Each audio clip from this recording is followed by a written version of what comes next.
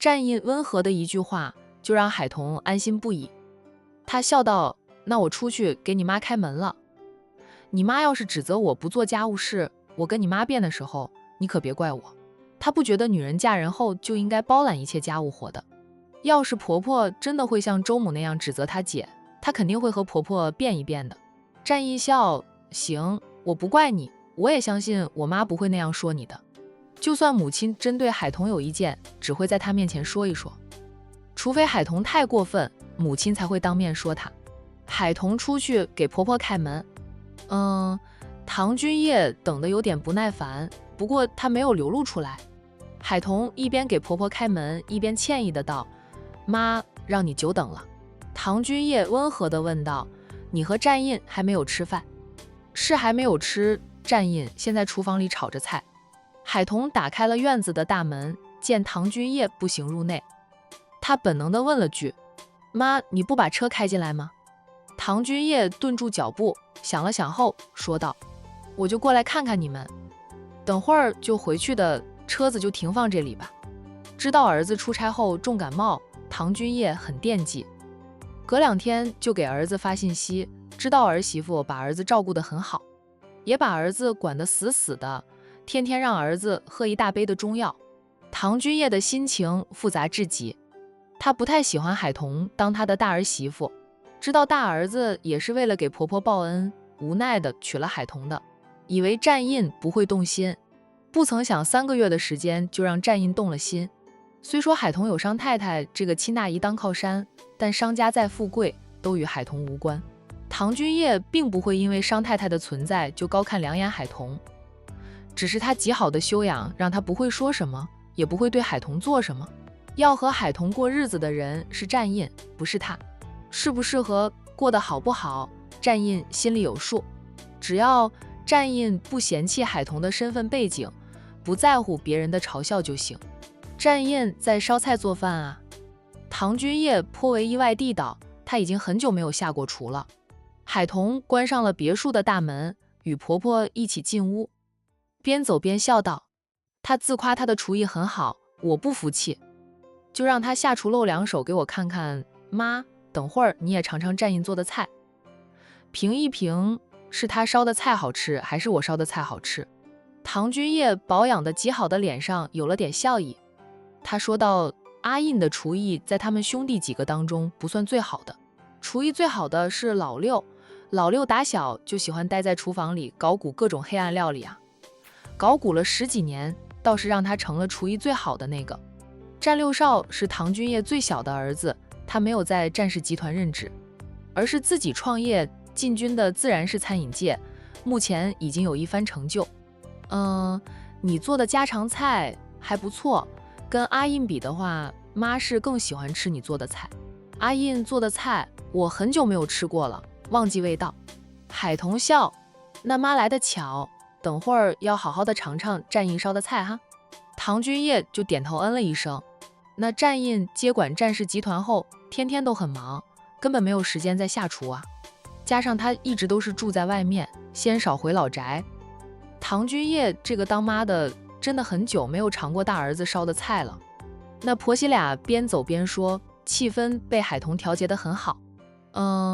战印原本还有点担心母亲会甩脸的，炒好最后一道菜后，赶紧从厨房里出来，想出屋去啊，就看到婆媳俩有说有笑的进来。他停下来，俊脸上染上了笑意。他就知道不用担心海童的，他会调节好婆媳之间的气氛，不会让他母亲挑他的刺的。妈，战印温沉地叫了母亲一声。进来就闻到了香味，看来你的厨艺没有退步。唐君叶夸了儿子一句，又对海童说道：“海童，你加把劲，多做多练，准能越过他的。妈，你都还没有口尝呢，说不定战印烧的菜闻着香啊，吃起来不好吃呢，到时候他输给我了。就让他天天烧菜做饭，练厨艺，过年的时候给爸妈露2手。”唐君叶美眸闪了闪，笑道：“有空的时候，为了我们的胃着想，是要让他多练习练习。”战印听着婆媳俩带着笑意说的话，他母亲想坑着海童以后负责做饭，海童回击的也很漂亮，还让母亲不会生气。门铃又响了，准时鲜虾送来了，我出去拿。海童转身又出屋去，他一走呢，唐君叶就围着儿子转了一圈。妈，你想说什么就说吧，彤彤出去了，听不见啊。唐君叶伸手扯了扯战印围着的那条围裙，说道：你这样子倒有点像你爸了，我是我爸的亲生儿子，当然会像我爸。战印请着母亲在沙发前坐下，咱们战家堂堂的大少爷，战氏集团的当家总裁有多久没有拿过锅铲了？现在居然为了一个女人心甘情愿地重新掌勺。阿印，你真让妈刮目相看。她是不太喜欢海童这个儿媳妇，却也知道大儿子的脾性，没有长辈出面牵线的话，这小子啊真有可能打一辈子光棍。从小到大，这小子就不喜欢和女孩子玩，别人在青少年时期就会追女孩子了，他呢，每天收到的情书都有几十封，他看都不看，全都交给班主任，导致那些给他塞情书的女生都受到老师们的批评教育。久而久之，就算有很多女生还会喜欢他，只敢暗恋，不敢表白，更不敢给他塞情书。平时和朋友们出门游玩，要是有女生跟随，他就不去。总之，他就是不喜欢和女性来往。老太太一度怀疑过他有厌女症呢，就是知道战印的脾性，在老太太撮合他和海童的时候，唐君叶就不太满意，都没有出面阻止。他也想看看海童能不能让儿子改变一下对年轻女性的态度。那小夫妻俩能擦出火花，他接受；要是和平分手，他也接受。以后呢，再给儿子安排与他们战家门当户对的名门千金。战印温沉的道：妈，我不过是走着我爸当年走的路啊，我爸是我学习的对象啊。唐君叶从嫁给丈夫开始就被丈夫宠着，宠了30几年，如今在丈夫的眼里，她这个当妻子的依旧是最重要的。默了默后，唐君叶说：儿子怎么怕妈指责你老婆那么懒，让你下厨做饭，不说你出差回来就直接回公司。仅是你感冒了那么多天，刚刚好转，她也不该让你在厨房里忙活。妈不是说不让你疼爱你的妻子，但也不能宠得太过，免得她恃宠而骄，变得任性妄为，以后仗着身份在外面作威作福，惹是生非，到处闯祸的。战印脸色一沉：行行行，妈不说海童的坏话，看看你那张脸。妈只是提醒你几句，又不是说他现在就变成那样了。脸色就变了，拉得老长老长的。唐君叶是怕海童将来知道他们家就是首富战家后，一下子飞上枝头变凤凰，会欣喜若狂，仗着身份闯出祸事来，让儿子跟在后面收拾。提醒儿子几句啊，结果儿子不爽了，俊脸拉成了马脸。妈，你和彤彤没有相处过，不知道他的品性如何，但你儿子的眼光，你该知道彤彤不会仗势欺人的。姐妹俩认回了商太太这样有钱有权势的大姨，都依旧低调，仅是上流社会这个圈子的人知道姐妹俩是商太太的外甥女，外面的人都不知道啊。哦，周家知道，那周红林的父母姐姐现在大概是悔的肠子都变青了吧，在她的打压下，他们很快就会失去工作的。到时候啊，周家人只会更加的后悔。妈相信，刚才那样的话，妈保证以后不说了。唐君叶不愿意惹儿子生气。看你精神很好，似乎还有发福的迹象，海童把你照顾得不错。战印，妈，你确定我有发福的迹象？他赶紧低头看自己的肚子，平平的，并没有多余的肉呀。他出院的时候称过体重的，还是很标准的体重。妈很长时间没有看到你，是觉得你似乎胖了，没有吗？没有的话，那可能是妈的眼神不好吧。海童提着一袋鲜虾进屋，恰好听到婆婆最后的那句话，她想起了逛街偶遇过婆婆，婆婆盯着她看，像不认识她一样。后来跟战印提了一句，战印说他妈的眼神不好。哦，原来婆婆的眼神真的不好呀。虾送来了。战印走过去，从海童手里接过那袋活虾，打开袋子来看看，个头很大啊。海童说了句，战印恩着他提着那袋虾进厨房去，让海童陪着母亲说话。海童见婆婆坐在沙发上，面前的茶几上连杯温开水都没有，她去给婆婆倒来了一杯温开水，又开着了电视，对婆婆说道：“妈，你坐会儿吧，我进去帮忙了。”唐君叶微点一下头，去吧，妈又不是外人，不用你们招呼。海童扭身跟着进厨房了。他知道帮忙不会坐着等吃，让唐君叶内心深处的不喜减轻些许。10几分钟后啊，那尽管吃过饭了，在儿子儿媳妇的邀请下，唐君叶还是坐在了餐桌前。妈，你尝尝战印做的菜。海童给婆婆夹了点菜，笑着让唐君叶尝尝。唐君叶见儿子只顾着戴上一次性的手套剥虾壳，他都不用等也知道剥掉虾壳的虾肉不会放到他碗里来的，心里不知道是什么滋味。自己丈夫那样体贴她就会觉得很幸福，看着儿子那样体贴儿媳妇，她就颇不是滋味啊。还好儿媳妇比儿子体贴，我尝尝。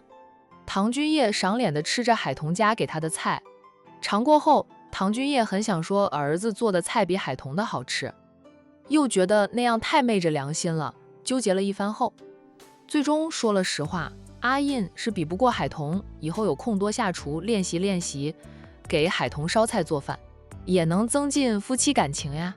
不过平时上班你工作太忙，妈你放心，逢工作日我都不会让战印进厨房的。现在他们的小家有梁姨在呢。海童的表态让唐君叶很满意。妈，这下你要吃吗？战印问着母亲。妈吃过饭的，不过是海童让我评一评你们夫妻俩的厨艺谁更好，妈才尝尝的嘞。你们吃吧，妈去看电视了。唐君叶吃完了碗里的菜后，就放下了筷子，起身走出了餐厅。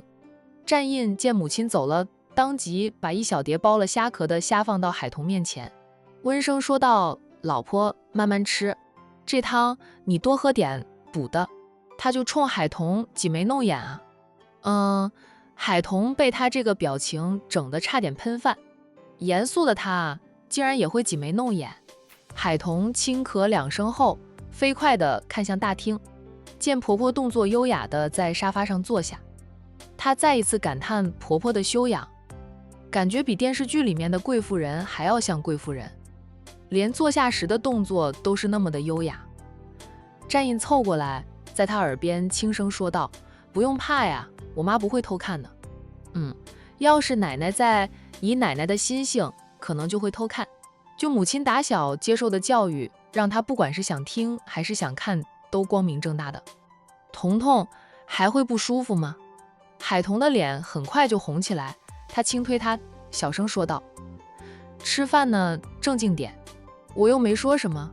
灼热的唇舌却在他的腮边刷过，他低哑的道：“以后就不会那么难受的了。”海童夹起一只虾就塞进他的嘴里，满桌子的菜都塞不住你的嘴，赶紧吃饭吧，你不饿呢，我饿呢。战印低低的笑，坐正了身子，拿起筷子，一边看着他吃，一边扒：“你不吃菜啊？你就是我的菜。这家伙的嘴啊，真是越来越甜了。秀色可餐，我看着你胃口都特别好，不用吃其他菜也能吃上3碗饭。”海童给他加了些菜，辛苦了一个晚上准备好的晚餐，可得多吃点，免得你妈看到了，以为我虐待你，不让你吃菜呢。战印笑，这样的生活日常很平淡，可他却觉得很幸福。希望呢，他们夫妻俩能一直这样甜蜜、幸福、快乐，像他的父母一样，从青丝到白发，感情都如同初恋。饭后，战印收拾碗筷，海童擦桌子，再把椅子摆好，这才出了餐厅，走到婆婆的对面坐下。她看了看时间后，对婆婆说道：“妈，要不把车开进来，今晚在这里住一晚。不了，妈等会儿就回去，我不在家的话，你爸不习惯。”大儿子接班后，丈夫退下来，夫妻俩天天形影不离。她不在家，丈夫的确不习惯。海彤羡慕公婆的感情，少年夫妻老来伴，人老了陪伴在自己身边的是枕边人。妈，之前我不知道战印还买了这栋别墅，他一直没有告诉我，不久前才说的。这别墅比明苑花园那里的房子还要大，就我和战印2个人住也太空荡了，要不你和爸搬过来跟我们一起住。唐君业有点意外地道，你愿意与公婆同住？很多年轻媳妇都是不愿意与公婆同住的，别说年轻媳妇了，就自己生的3个儿子，长大后都是喜欢住在外面，不喜欢回老宅跟父母辈同住呢。年轻人的世界和他们这些步入老年人的世界是不一样的。我不排斥。唐君业笑道，不过阿印不喜欢跟着我们长辈同住。我们还是住在老家吧，不打扰你们年轻人。他内心深处对海彤是不太满意的，住在一起，海彤的缺点就会被放大在他的面前，会让他更加的不喜。还不如像现在这样，距离产生美。那海彤觉得她这个当婆婆的好，她也不用天天看着海彤挑她的缺点啊，大家都好啊。等战印出来后，唐君业就起身告辞，阿印，你送妈出去吧。海彤本想起身送婆婆的，听了婆婆的话，她就坐着不动了。知道人家母子俩就想说些不想让她知道的话。战印默默地送着母亲出屋，出了别墅，在门口处，唐君业就停下来，低声问着儿子，阿印，你和海彤就打算这样过一辈子吗？妈的意思是，妈的意思你懂，你做好了决定，妈也不干涉你。不过海彤还需要调教，她是我们战家的大少奶奶，是你的太太，以后要经常陪着你参加宴会，也等于是你的脸面。她要是表现不好，别人会笑话你啊，你找个机会跟她提一提，让她学学礼仪，看她愿不愿意了。她除了会编织工艺品之外，还会其他吗？可以让她多学点才艺呀。战印看着母亲，反问着，妈觉得彤彤言行举止哪一方面不行？唐君业张嘴说不出话来，他是觉得海彤的言行举止不像一个大少奶奶，可让他挑海彤哪一点不行，他又觉得是鸡蛋挑石头。海彤大方得体，并不会丢战印的脸。半晌，唐君业才道，等你向他坦诚身份后，妈再指点他，就能表现得更好一点。他又问儿子，你和海彤还是挂名的吗？若是真打算过一辈子，3个月的时间也够你考察出海彤的人品了。毕竟他一直不知道你真实身份，不会刻意去演戏。平时他的言行举止、处事方式都是他的本性。要是还在犹豫不决的，你别碰人家，以后分了，对他影响不大，算是对他的一种保护吧。战印黑着脸说道，妈，奶奶说过我们战家的男儿不离婚，当初说要半年后就离婚的人是他吧？可不是他这个当妈的帮他说出来的，他还是后面才知晓呢。海彤这辈子都只能是我战印的妻子。唐君业定定地看了儿子好一会儿，说道，你的事情你做主，妈就是多嘴提醒你几句。妈回去了，免得你爸担心呀。过年你们夫妻俩会回去吧？奶奶没跟妈提及，我会在年28带着彤彤回老宅过年。老宅？哦，你指的是那个老宅啊？哦，怪不得这段时间你奶奶老是往那个老宅跑，原来是大儿子说了要带海彤回他们战家真正的老宅过年。那处老宅沧桑得很，只能看出战家祖上的风光。你还要瞒到什么时候？妈，我想好了，也会安排的。到时候我会向整个管城人公布我和彤彤的夫妻关系，然后就可以准备婚礼事宜了。战印想得很美好啊，至于现实能不能美好呢？天知道。唐君业嗯了一声，妈回去了，路上小心点，下次过来提前打电话给我，别把你儿媳妇吓坏了。唐君业，别把你妈我说成个恶婆婆。我乔海彤胆子大得很，还能跟我交锋呢，哪是能轻易吓坏的。战印默了默后，向母亲道谢，跟妈说什么谢谢。谢谢妈没有挑你儿媳妇的刺儿。唐君叶忍不住轻踢了他一下。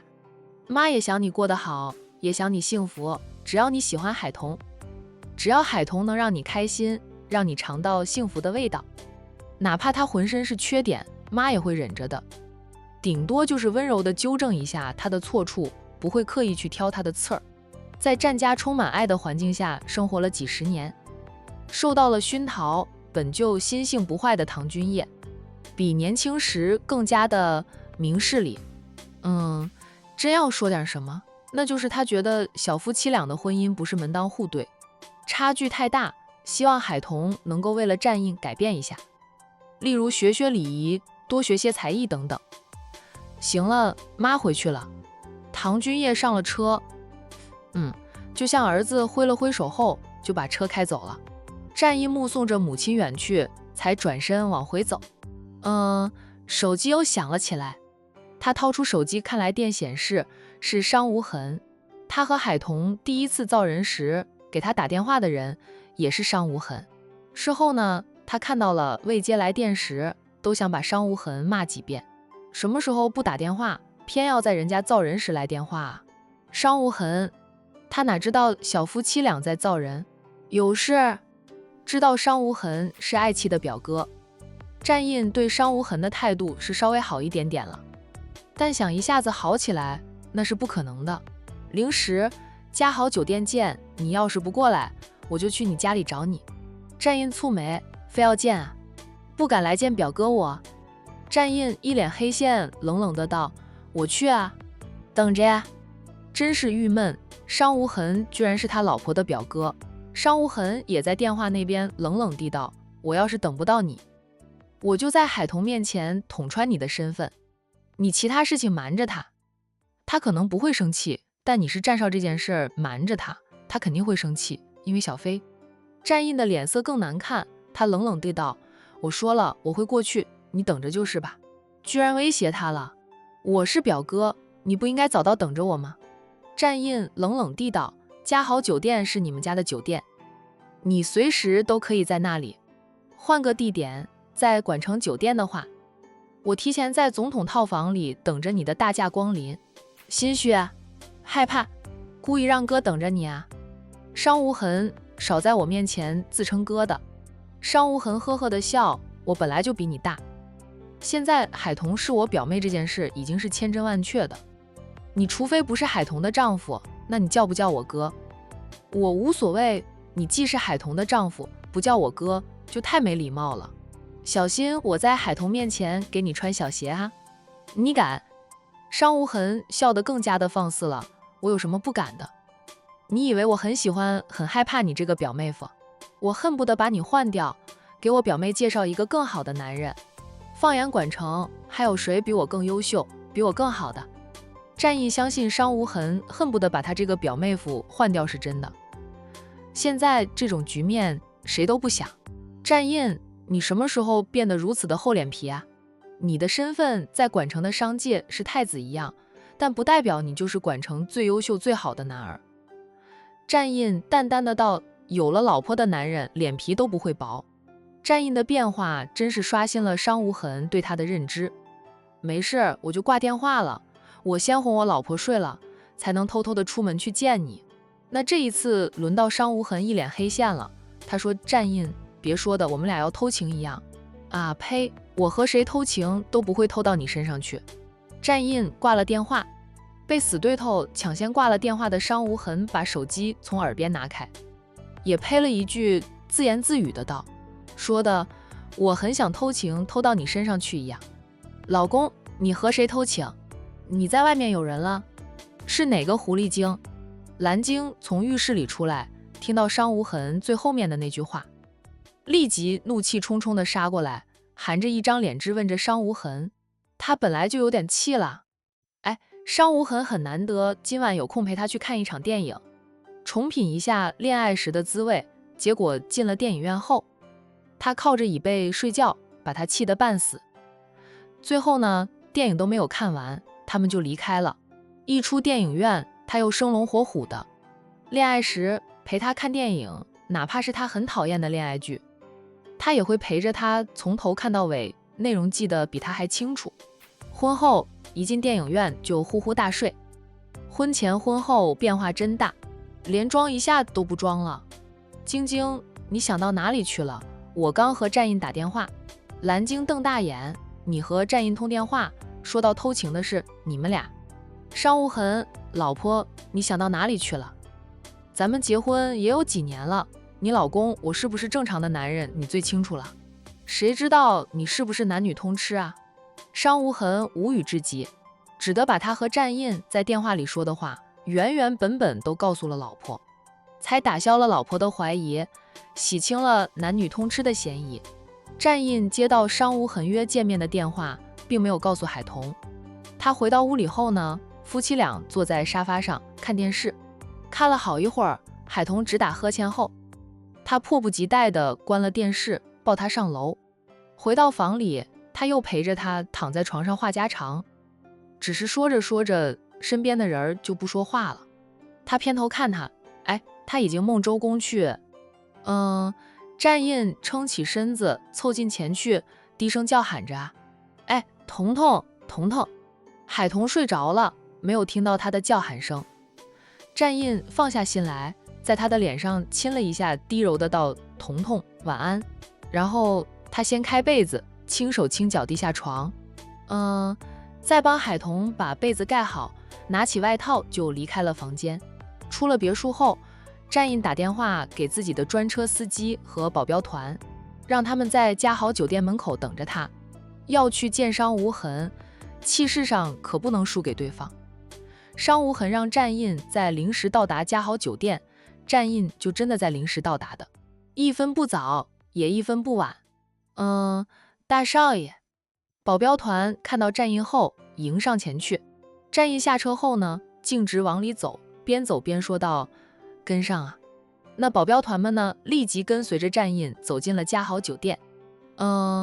由于是凌晨了哈，酒店里很安静，商无痕也可能提前吩咐了。那酒店的人对于战印的到来没有半点意外。战印走绿色通道，直接到达酒店的顶楼。那和管城酒店一样，嘉豪酒店顶楼有一间总统套房，是专门给商无痕使用的。到了顶楼，战印在保镖团的簇拥下来到了总统套房的门前，门口站着2名黑衣保镖，是商家的保镖。商无痕不像战印那样讲究排场，他平时呢，就算是带保镖也只带2个，很多情况他都不带保镖。战印，我带保镖是为了保护我的清白，不是为了摆排场。2名保镖伸手拦住了战印。战印俊脸一沉，眼神如电，冷冷地瞪着2名保镖，冷冷地道：“你们商总请我过来的。”其中1名保镖客气地道：“战总，我们商总在里面等着了。”但战总是空着手来的。战印蹙眉，什么意思？那名保镖耐心地道：“战总，我们商总说了，他是你太太的表哥，与你是亲戚，又是初次见面，你要是礼数不够周到，就不见你，让你原路返回，他明天再请你太太吃饭。”战印黑着脸，什么初次见面？我和你们家商总认识多少年了，你们不知道？我们商总说了，成为亲戚后呢，的确是初次见面。战印顿时哑口无言。商无痕等于是海童的娘家人吧？初次见老婆的娘家亲戚，空着手来，是礼数不周。战印沉默了1分钟后妥协了，扭头吩咐着阿七：“阿七啊，你到外面看看，还有商店没有关门的不？不屈什么都买点回来，不空着手就行。”战总啊，那名保镖又说话了。战印看向他说道：“我们商总说了，要让战总亲自去买，不能让保镖跑腿，那样才能显得战总有诚意。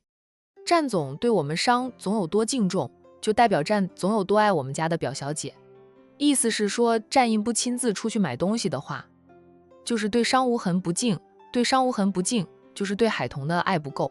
战印被商无痕刁难的牙痒痒的，偏又被商无痕拿捏住了要害。那虽说海童和商太太相认的时间并不长，但他们是有血缘关系的。战印还真不能轻视了商家。战印没有再说什么，转身走了。给商无痕买见面礼去吧。大型超市就早就关门了，就战印只能去24个小时都营业的每一家买东西。他也没有细心挑选，带着保镖团进了每一家，看到什么就拿什么。每一家的店员忽地看到一群大男人走进来，个个都表情严肃，把他吓了一大跳。哪怕为首的那个帅得像偶像明星，他都无心欣赏，怕死是黑社会的人，他都做好了防身及随时报警的准备啊。还好啊，这些人呢，在货架前一通拿后，就把东西堆满了收银台。那个最帅脸色却是最难看的男人沉声说道：结账啊。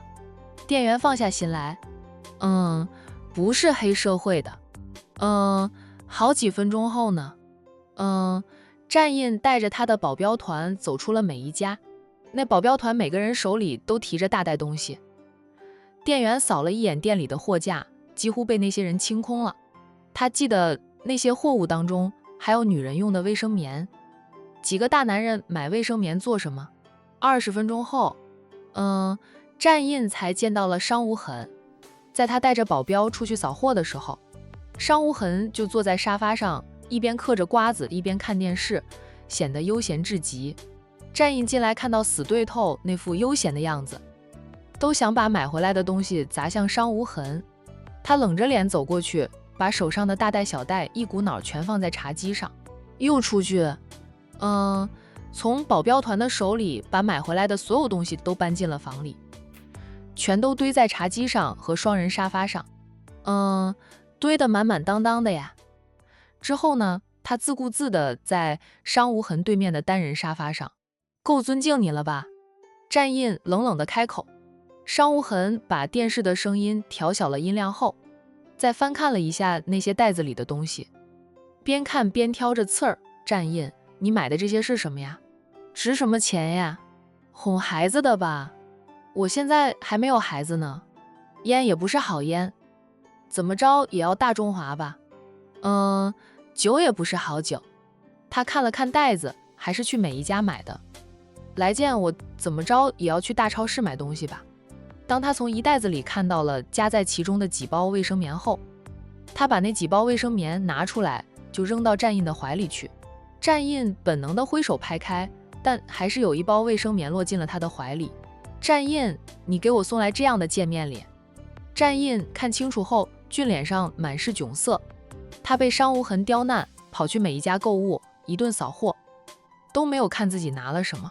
他是所有货架上的东西都拿了，拿的东西太多，几包卫生棉被夹在其中，他没发现。你有老婆？战印把那包卫生棉扔回给商无痕。商无痕扑哧的笑了，笑得战印想跳起来扑过去掐死他。跟商无痕斗了这么多年，他从来没有在商无痕面前如此的尴尬过。商无痕笑了很久才止住笑，他揉了揉自己的肚子，说着战印，你想笑死我好继承我的家产是吧？笑得我肚子都痛了。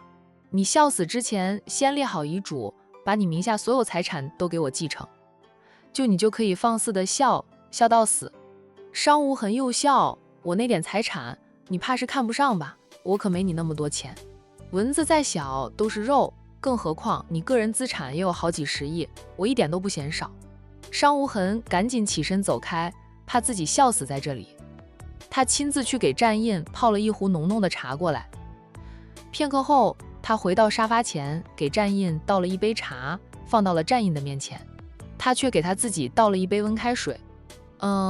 深更半夜的喝了茶会影响睡眠，睡不着，明天没有精神上班。战印在心里骂商无痕太阴险，就给他一杯浓浓的茶，喝上2口，他都不用睡了。商无痕自己却是喝温开水。战印呢，有一种虎落平阳被犬欺的错觉。商总约我来这里，有何赐教？战印也不喝那杯茶，虽说会在这里浪费几个小时，只要不喝那杯茶，回去后他搂着老婆，他还能睡上几个小时再上班。商无痕朝他做了个请的动作，说道：战总，请喝茶。谢谢，我一向不喜欢喝茶，况且这么晚了，喝了茶严重影响我的睡眠。商无痕故意沉着脸，你这是不赏脸。战印无畏地迎着他的注视，意有所指地说道：你是彤彤的亲表哥，就算刚认回来还没有感情，也要体谅体谅他。我要是一整夜都不能睡，受苦的是他。两个人大眼瞪大眼后，商无痕换上了严肃的表情，问着战印：你这样瞒着海童是什么意思啊？哎，怕他知道你的身份，那贪图你的钱。这种问题你想必在彤彤那里套到了答案。我懒得回答，你最好直奔主题，很晚了。你不想回家去，我还惦记着我家彤彤呢。他们今晚才补过新婚之夜的战印实在不想浪费时间在商无痕这里，这个死对头怎么就成了他的表妹夫呢？转念一想啊，商无痕又庆幸还好战印不爱他的妹妹，否则他更能被战印气死。就战印这种硬骨头，想让他低头是真的很难。小飞，我最在乎的是小飞的感受。商无痕总算直奔了主题。战印眼神里有点讽刺啊，就知道商无痕不是为了海童好，而是为了伤小飞，还好意思在他面前端着表哥的架子啊。你出差归来了，如果陪着海童去我家里见我父母，得避开小飞对你的痴恋，你知道。现在他虽说不会再去纠缠你，但他还没有放下的。要是让他知道自的表妹夫是你，商无痕没有再说下去，相信战印能明白的。